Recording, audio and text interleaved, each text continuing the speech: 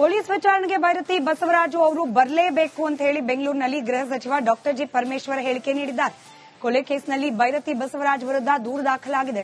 ಮೃತನ ಸಂಬಂಧಿಕರೇ ಬಸವರಾಜ್ ಹೆಸರನ್ನ ಸೇರಿಸಿದ್ದಾರೆ.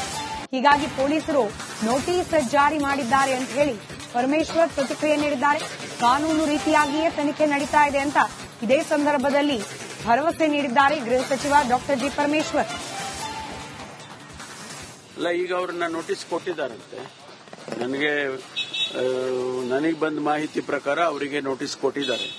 ನೋಟಿಸ್ ಕೊಟ್ಟು ಅವರ ಸ್ಟೇಟ್ಮೆಂಟ್ ಅನ್ನ ರೆಕಾರ್ಡ್ ಮಾಡ್ಕೊಳ್ತಾರೆ. ಯಾಕೆಂದ್ರೆ ಅವರು ಕನ್ಫ್ಯೂಷನ್ ಇದೆ.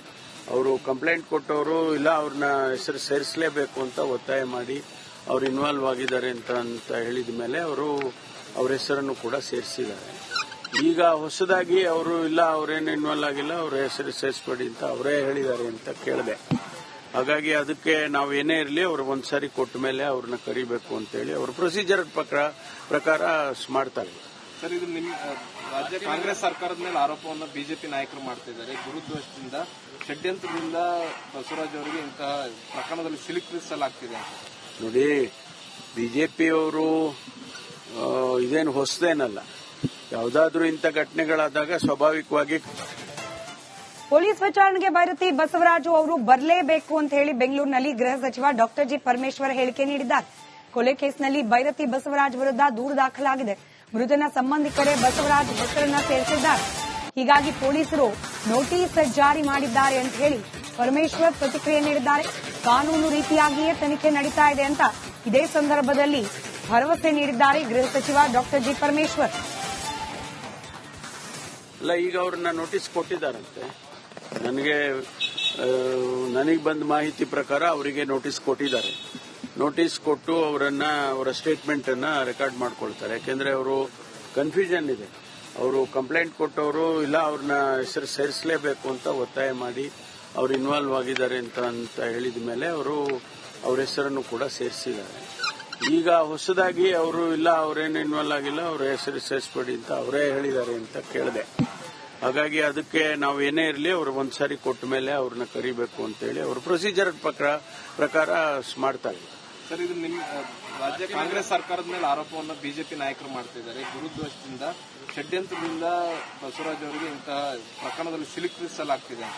ನೋಡಿ, ಬಿಜೆಪಿಯವರು ಇದೇನು ಹೊಸದೇನಲ್ಲ.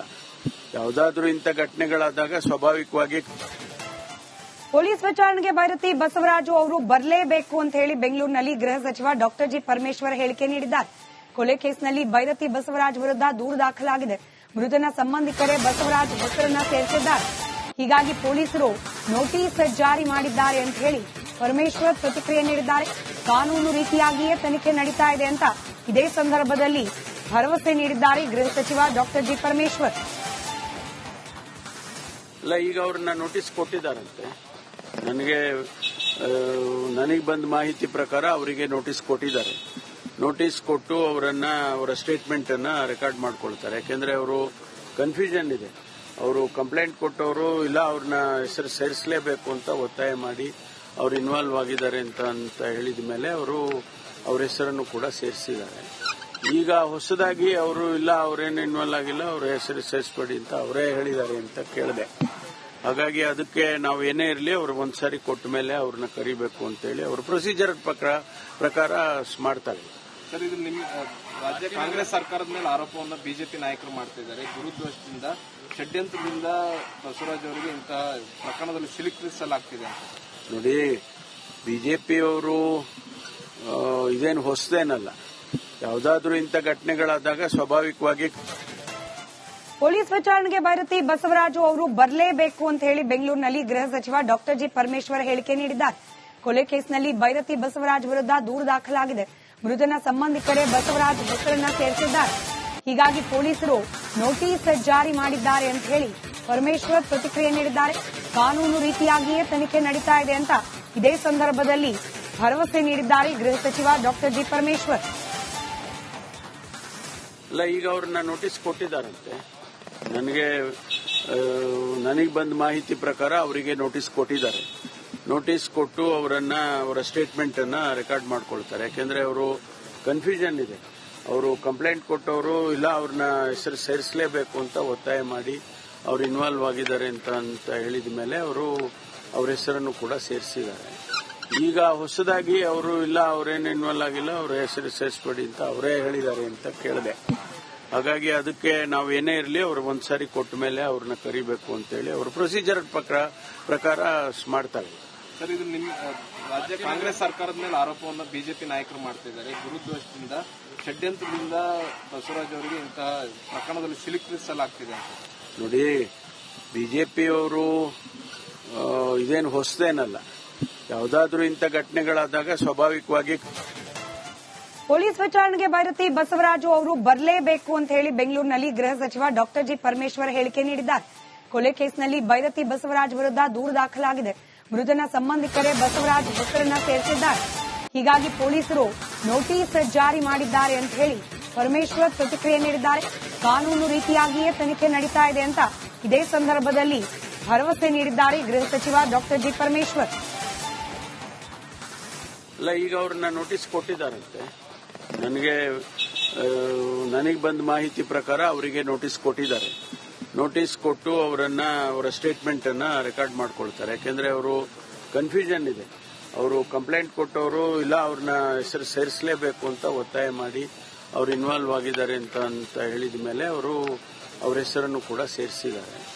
ಈಗ ಹೊಸದಾಗಿ ಅವರು ಇಲ್ಲ ಅವರೇನು ಇನ್ವಾಲ್ವ್ ಆಗಿಲ್ಲ, ಅವ್ರ ಹೆಸರು ಸೇರಿಸಬೇಡಿ ಅಂತ ಅವರೇ ಹೇಳಿದ್ದಾರೆ ಅಂತ ಕೇಳಿದೆ. ಹಾಗಾಗಿ ಅದಕ್ಕೆ ನಾವು ಏನೇ ಇರಲಿ ಅವ್ರು ಒಂದ್ಸಾರಿ ಕೊಟ್ಟ ಮೇಲೆ ಅವ್ರನ್ನ ಕರಿಬೇಕು ಅಂತೇಳಿ ಅವ್ರ ಪ್ರೊಸೀಜರ್ ಪ್ರಕಾರ ಮಾಡ್ತಾರೆ. ಸರ್, ಇದು ನಿಮ್ಮ ರಾಜ್ಯ ಕಾಂಗ್ರೆಸ್ ಸರ್ಕಾರದ ಮೇಲೆ ಆರೋಪವನ್ನು ಬಿಜೆಪಿ ನಾಯಕರು ಮಾಡ್ತಿದ್ದಾರೆ. ಗುರುದ್ವೇಷದಿಂದ, ಷಡ್ಯಂತ್ರದಿಂದ ಬಸವರಾಜ್ ಅವರಿಗೆ ಇಂತಹ ಪ್ರಕರಣದಲ್ಲಿ ಸಿಲುಕಿಸಲಾಗ್ತಿದೆ. ನೋಡಿ, ಬಿಜೆಪಿಯವರು ಇದೇನು ಹೊಸದೇನಲ್ಲ. ಯಾವುದಾದ್ರೂ ಇಂಥ ಘಟನೆಗಳಾದಾಗ ಸ್ವಾಭಾವಿಕವಾಗಿ ಪೊಲೀಸ್ ವಿಚಾರಣೆಗೆ ಭೈರತಿ ಬಸವರಾಜು ಅವರು ಬರಲೇಬೇಕು ಅಂತ ಹೇಳಿ ಬೆಂಗಳೂರಿನಲ್ಲಿ ಗೃಹ ಸಚಿವ ಡಾಕ್ಟರ್ ಜಿ ಪರಮೇಶ್ವರ್ ಹೇಳಿಕೆ ನೀಡಿದ್ದಾರೆ. ಕೊಲೆ ಕೇಸ್ನಲ್ಲಿ ಭೈರತಿ ಬಸವರಾಜ್ ವಿರುದ್ಧ ದೂರು ದಾಖಲಾಗಿದೆ. ಮೃತನ ಸಂಬಂಧಿಕರೇ ಬಸವರಾಜ್ ಹೆಸರನ್ನ ಸೇರಿಸಿದ್ದಾರೆ. ಹೀಗಾಗಿ ಪೊಲೀಸರು ನೋಟಿಸ್ ಜಾರಿ ಮಾಡಿದ್ದಾರೆ ಅಂತ ಹೇಳಿ ಪರಮೇಶ್ವರ್ ಪ್ರತಿಕ್ರಿಯೆ ನೀಡಿದ್ದಾರೆ.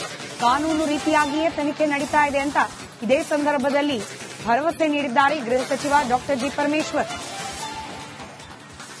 ಅಲ್ಲ, ಈಗ ಅವ್ರನ್ನ ನೋಟಿಸ್ ಕೊಟ್ಟಿದ್ದಾರಂತೆ. ನನಗೆ ಬಂದ ಮಾಹಿತಿ ಪ್ರಕಾರ ಅವರಿಗೆ ನೋಟಿಸ್ ಕೊಟ್ಟಿದ್ದಾರೆ. ನೋಟಿಸ್ ಕೊಟ್ಟು ಅವರ ಸ್ಟೇಟ್ಮೆಂಟ್ ಅನ್ನ ರೆಕಾರ್ಡ್ ಮಾಡ್ಕೊಳ್ತಾರೆ. ಯಾಕೆಂದ್ರೆ ಅವರು ಕನ್ಫ್ಯೂಷನ್ ಇದೆ.